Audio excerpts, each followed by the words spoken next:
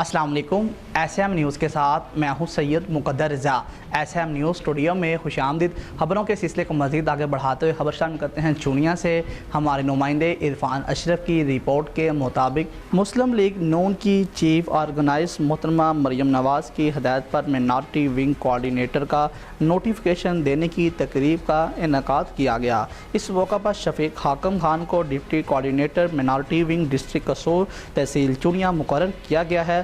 شفیق حاکم خان کو deputy coordinator minority wing بننے پر minority wing صدر ڈسٹرکٹ قصور روبن گوشی پی پی 178، منیر مختار پی پی 180، ارشد گل پی پی 178، رفیق سندھو ممبر آرگنائز، بابا فلبوس کوآرڈینیٹر پی پی 178، شہباز پرویز، اشرف اور لطیف نے مبارکباد پیش کی اور اس موقع پر ایم پی اے رحیلہ خادم حسین اور سیاسی سماجی شخصیات نے بھی خصوصی شرکت کی۔